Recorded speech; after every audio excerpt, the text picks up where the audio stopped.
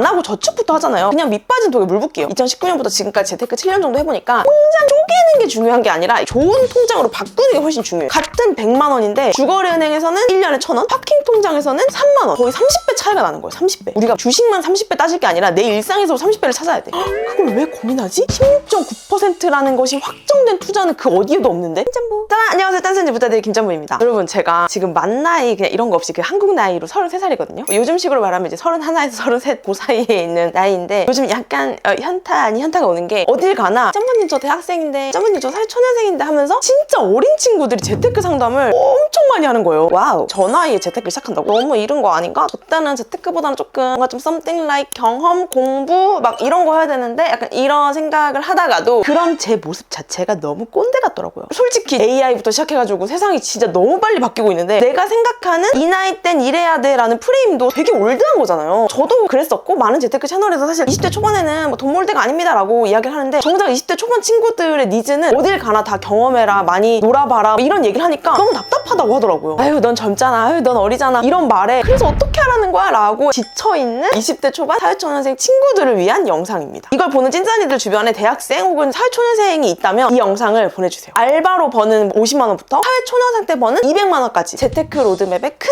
틀을 잡아볼 거거든요. 제가 만약에 다시 딱 태어나는데 지금 2026년이고 제가 20살이에요. 그럼 저는 정확히 이 방법대로 할 거고 실제로 제 사촌동생 중 한 명이 올해 딱 20살이 됐는데 사촌동생아 너가 눈앞에 있다고 생각하고 내가 영상 찍어볼게. 그러면 좋아요 한 번씩만 눌러주시면 진짜 감사드리겠고 재테크 로드맵 5단계 첫 번째 현실을 마주한 저의 소개를 잠깐 해보자면 전 19살 때부터 7년간 일을 했는데 26살 마주한 통장 잔고가 정확히 0원이었어요. 남들이 나이만 생각하면 야 26살 그럴 수 있지 라고 생각할 수 있는데 저는 7년간 일을 했잖아요. 그래서 진짜 어떻게 이럴 수 있나 싶어가지고 그때 인생 처음으로 제가 쓴 돈을 쳐다본 거예요. 원래는 돈을 쓰면서 이렇게 앞으로만 나갔지 뒤를 본 적이 없었단 말이에요. 후진하면서 내가 어디에 썼더라 이런 걸 체크한다는 건 저한테 아예 없는 개념이었어요. 근데 제가 진짜 7년간 열심히 살았잖아요. 물론 그 사이에 어떤 뭐 연차라는 것도 남을 수 있고 포트폴리오 같은 거 남을 수 있겠지만 나를 설명할 수 있는 내가 그동안 열심히 산 것을 설명할 수 있는 방법이 아무것도 없더라고요. 돈 얼마 모았다는 게 없는 거예요. 그 생각에 제가 너무 괴로워가지고 그때 처음으로 후진 현실을 마주한 거예요. 현실 마주하는 방법 너무 심플해요. 하루 날 잡고 카드 명세서 3개월치 쫙 뽑으면 됩니다. 근데 여러분 이제 이때부터 충격을 받아요. 요즘에 뱅크샐러드 이런 어플 많다 보니까 사실 뭐 대충 얼마 쓰는지 알아요 라고 할 수도 있는데 이걸 꼭 뽑아서 보셔야 되거든요. 이때 저는 간식하고 커피값이 거의 한 20만 원 정도 나왔고 한 달 기준입니다. 3달치를 뽑아서 평균을 내본 거예요. 그리고 각종 인터넷 쇼핑에 한 30, 40만 원어치 써있고 뭔지 모를 자동 결제 막 6만 원씩 나가있고 택시비 15만 원 쓰고 뭐 엄청 대단한 거 없는 되게 짜치는 것들만 있는데 이것들이 합쳐서 이미 70만 원이 넘는 거예요. 거의 서울 월세잖아요. 근데 하나도 남지 않고 어디인지도 모를 것들로 제가 70을 넘게 썼다는 게 너무 어이가 없더라고요. 심지어 제가 좀 사람을 좋아하는 ENFP다 보니까 술자리도 진짜 많았거든요. 거기에 사실상 제 월급을 그냥 다 쓰고 있었어요. 뽑아보니까 여러분 이게 아 그치 나 돈 많이 쓰지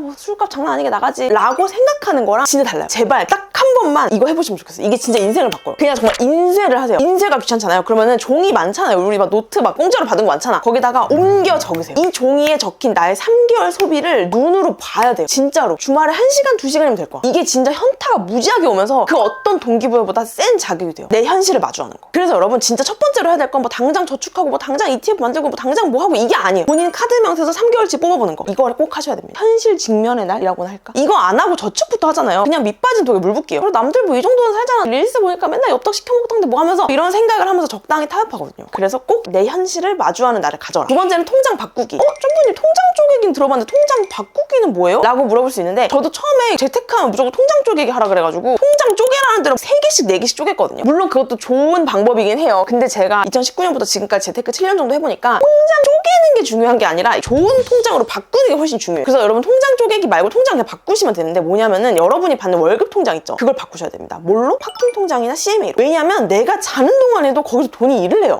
내가 자는 동안에도 돈이 일을 한다고? 짬분이 그거 너무 약간 부자들의 영역, 워렌 버핏 할아버지가 얘기하는 거잖아 라고 생각할 수 있는데 물론 우리가 생각하는 돈이 이제 크게 일하는 버전도 있긴 하지. 근데 내가 생각하는 작은 돈도 일을 할 수 있어요. 여러분 모든 통장에는요 금리라는 게 있어요. 금리가 뭐냐면요 쉽게 말해서 내 돈을 은행에 맡긴 대가로 은행이 나한테 주는 보너스 비율이라고 생각하시면 돼요. 예를 들어서 금리가 연 3%인 거예요. 근데 거기다 내가 100만 원을 넣어줬어. 그러면 1년 뒤에 그 통장에는 3만 원이 그냥 생겨요. 이자가 붙은 거죠. 말 그대로 100만 원은 그 정도의 일을 한 거예요. 그 통장 안에서. 내가 한 건 없잖아요. 그냥 넣어둔 게 이렇게 다잖아요. 근데 여기서 진짜 충격적인 얘기를 해드리자면 우리가 주로 쓰는 주거래 은행 있잖아요. 국민신한, 우리 하나 뭐 이런 식으로 대체적인 통장 금리가 얼마인지 아세요? 연 0.1%예요. 10%. 그러니까 100만 원을 넣어두면 1년 동안 이자가 1,000원 쌓여요. 껌 한 통값 나오는 거야. 그러니까 그나마 요즘 많이들 쓰시는 뭐 토스나 카카오뱅크 같은 인터넷 은행도 2% 넘기기 어려워요. 근데 CMA나 파킹 통장 만들면 2%대부터 많게는 막 3, 4%, 뭐 우대금리 받으면 막 7%짜리도 있어요. 같은 100만 원인데 주거래 은행에서는 1년에 1,000원, 파킹 통장에서는 3만 원. 거의 30배 차이가 나는 거예요. 30배. 우리가 주식만 30배 따질 게 아니라 내 일상에서도 30배를 찾아야 돼. 이게 제가 말하는 돈이 자는 동안에도 일한다는 말입니다. 똑같은 내 돈인데 어디 넣어두냐에 따라서 일을 하냐 마냐가 갈리는 거죠. 그러니까 일단 나의 주통장, 내 알바비나 월급이 들어와서 50만 원에서 100만 원 정도 되는 돈이 항상 이렇게 출렁출렁 있는 통장 있잖아요. 그걸 바꿔야 돼요. 그래서 제일 많이 돈이 왔다 갔다 하는 월급 통장을 파킹 통장으로 바꾸는 걸 추천드립니다. 근데 만약에 뭐 회사 이야기해야 되고 이래서 월급 통장 그 자체를 바꾸는 게 너무 어렵다 그러면은 바꾸지 마시고 월급 통장 그대로 있고 새로운 파킹 통장이나 CM을 만들어서 월급이 들어온 날 바로 다음날 자동이체 되게끔 설정을 해주시면 돼요. 자동이체 거는 거 진짜 쉽거든요. 은행 어플에서 자동이체 검색해가지고 월급 다음날로 설정해두면 돼요. 왜냐면 괜히 또 이거를 내가 막 하기 시작하면 귀찮아 이렇게 되기 때문에 무조건 자동이체 설정해도 된다. 그래서 이 영상을 보는 찐짜리들의 시점에 가장 좋은 금리의 CMA나 파킹 통장 삼는 법 너무 쉬워요. 네이버에 CMA 파킹 통장 이렇게 검색하면 되는데 무조건 2% 이상인 아이들로 월급 통장을 바꾸시면 됩니다. 제가 최근에 파킹 통장, CMA 통장 다 영상 찍어놨거든요. 이거 한번 보셔도 좋을 것 같아요. 여러분 진짜 제가 왜 이걸 추천드리냐면 어릴 때부터 이걸로 바꿔두잖아요. 그럼 몇 년 뒤에 쌓인 이자가 진짜 엄청 클 거예요. 정말로. 그래서 꼭 월급 통장을 바꾸셔라. 그리고 세 번째, 청년 미래적금에 50만 원 넣기. 여러분 6월에 출시되는 청년 미래적금 아시죠? 이것도 제가 영상 이렇게 찍어놨는데 청년 미래적금은 월 최대 50만 원까지 납입이 가능한데 웬만해서는 다른 데 찔끔찔끔 여기 비상금 3만 원, 여기 적금 10만 원 이런 거 하지 마시고요. 여러분 여기에 올인하세요. 내가 전체 적금 금액이 50만 원이 안 되잖아요. 근데 막 여기 5만 원, 10만 원 하지 말고 그냥 여기다 무조건 몰빵. 이게 만기 3년이라 충분히 할만하고 정부 기여금 받고 세금 안 내는 비과세 혜택까지 받으면 50만 원씩 3년 모아서 얼마인 줄 아세요? 최대 2,200만 원을 모을 수 있어요. 그냥 모으면 원금은 1,800만 원인데 기본 이자부터 좀 높고요. 여기다 정부 기여금까지 더해서 300에서 400만 원 정도 더 받는 거예요. 이게 금리로 따지면 얼마인 줄 아세요? 무려 16.9%입니다. 이건 진짜 홀리몰리예요. 여기에 무조건 몰빵하셔야 돼요. 여러분 제가 이게 진짜 라떼는 약간 꼰대 같은 소리가 아니라 진짜로 제가 모으던 2019년에는 청년 도약 계좌 없었고 청년 미래적금 없었어요. 돈 모으기 시작한 지 3년이 지나서야 2022년에 청년 희망적금이 나왔었어요. 전 그것도 진짜 열심히 했단 말이죠. 이게 진짜 내 나이, 내 소득, 그 조건에 맞는 시기에 이런 상품이 나오는 게 진짜 복이에요. 왜냐면은 40, 50대 분들 우리 인생 선배들이 진짜 너무하다라고 댓글을 다는 게 저는 그나마 청년 희망적금이라도 있었죠? 그분들은 진짜 없었어요. 그래서 이게 내 소득이 되고 내 나이가 될 때 무조건 하셔야 돼요. 이런 혜택 없다니까 진짜로. 저는 가끔 청년 나이에 해당되면서 심지어 청년 미래적금 우대형 조건이 되는 찐짜리들이 짬바님 제가 6월에 청년 미래적금 출시되면은 ETF랑 지금 제가 넣고 있는 다른 적금들 어떻게 이렇게 해야 될지 고민돼요 라고 하면은 그걸 왜 고민하지? 16.9%라는 것이 확정된 투자는 그 어디에도 없는데 이건 진짜 최대 50만 원을 넣어야 되는 거거든요. 그래서 내가 적금 목표들이 있을 거 아니에요. 그 적금 목표에 50만 원은 그냥 무조건 여기다 넣고 그 다음에 나머지 돈에 있어서 어떻게 굴릴지 고민해야 되는데 그때 네 번째 ISA 계좌로 ETF 소액 투자하기. 제가 여러분 7년 전에 처음 재테크를 시작했을 때 이제 가장 후회하는 단 한 가지가 있다면 정말 이건데 전 적금으로만 2년 넘게 모았어요. 근데 만약에 제가 돌아간다면은 비중을 7대3, 8대2 정도로 할 것 같아요. 그러니까 안전한 적금 7, 비교적 안전한 투자 ETF 3 이런 식으로. 이유는 그럼 돈 더 많이 벌었을 텐데 이게 아니라 투자를 매달 2만 원씩만 했었어도 훨씬 더 많이 공부했을 텐데 라는 그런 관점으로 좀 아쉬움이 많이 들어요. 제가 돈을 모으는 기간 중에 3분의 1은 투자에 대해 너무 모르고 살았다? 라는 생각이 들더라고요. 지금 시작하는 사회초년생 찐짠이들이라면 무조건 소액이라도 저는 투자를 해봤으면 좋겠는데 개별 주식이 아니라 그냥 개별 주식은 너무 이제 롤러코스터가 있어서 장기적인 관점을 갖기도 전에 심장이 떨린단 말이에요. 그래서 저는 그 출렁임이 훨씬 덜한 ETF로 넣는 걸 추천드리는데 제가 추천하는 S&P 500이나 나스닥 100 영상 여기 두 개 다 찍어놨고 그 외에 또 다양한 ETF들을 제가 그 연금저축펀드 시리즈에서 앞으로 좀 풀어보려고 하거든요. 어쨌든 사회초년생 찐짠이들은 내가 편한 증권사 어플에서 중개형 ISA 검색해가지고 그 계좌 만들고 거기서 국내 상장된 해외 ETF 그런 것들 사시면 됩니다. 촬영일 기준으로 한 주에 한 22,000원, 23,000원 정도 되거든요. 정말 치킨 한 마리 참으면 돼요. 뭐 치킨은 그냥 똥으로 나오지만 ETF는 미래 내 식비를 해결해준다. 특히 어릴수록 이 복리의 힘이 더 크게 다가올 거라서 제가 진짜 말하면서 너무 부럽네요. 제가 항상 계산하는 복리 계산기에서 여러분 나이 넣어가지고 때려보세요. 60대, 70대 얼마나 달라지는지. 근데 여기에 막 맞들려가지고 나 적금 안 해! 이러면 안 됩니다, 여러분. S&P 500 같은 경우는 20년간 수익률이 10%대가 되긴 하지만 어쨌든 최근에 보면은 하락장도 경험을 하게 된단 말이에요. 그러니까 원금 보장이 안 되는 투자인데 이 확정된 적금이면서 16.9% 수준이다? 그거는 진짜 무조건 하셔야 돼요. 제가 얼마나 중요하면 반복해서 얘기를 하겠어요. 내가 할 수 있는 최대치의 저축액이 한 달에 60만 원이다. 그러면 50만 원 청년 미래적금 넣고 나머지 10만 원을 ISA 계좌 안에서 ETF 한 4-5주 정도 사는 걸 전 추천을 드립니다. 그리고 다섯 번째, 신용점수 관리하기. 여러분 이게 진짜 중요한 건데 아무도 이 중요성을 잘 얘기를 안 하는 것 같아요. 왜냐면 당장 내 통장에 돈에 꽂히거나 뭐가 이렇게 불려가는 느낌이 아니라서 그럴 수 있는데 여러분 이게 20대 때 무조건 챙겨야 되는 것 중에 하나입니다. 바로 신용점수 챙기는 건데요. 사회초년생 되면요 무조건 마주하게 되는 순간이 오는데 그게 바로 전세대출, 청년 버팀목 대출, 중기청 대출 이런 거 다 받아야 돼요. 왜냐면 우리 주거 문제에 있어서 무조건 필요한 대출인데 그때 신용점수가 낮잖아요 여러분. 그러면은 금리가요 1에서 2% 차이가 나요.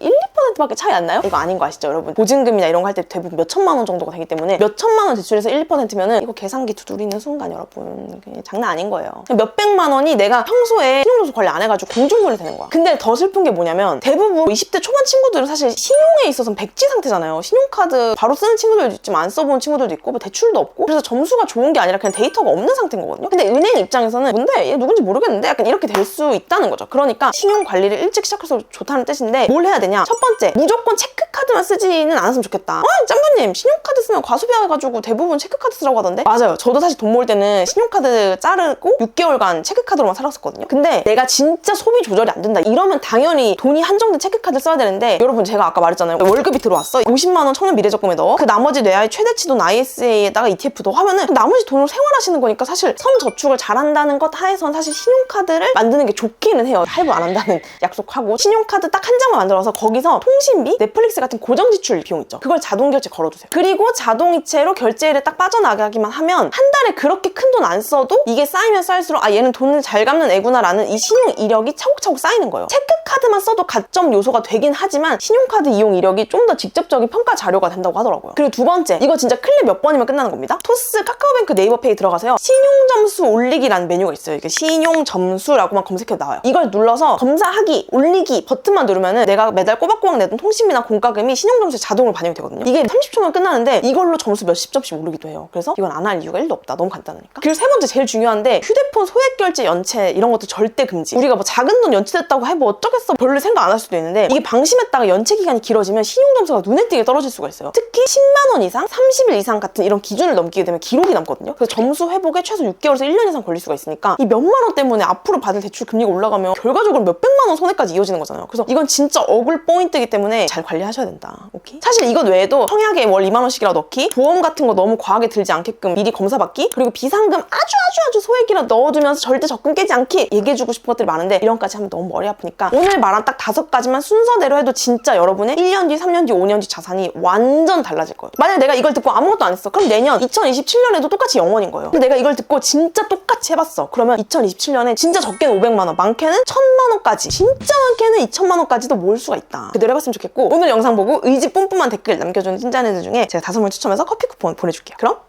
안녕!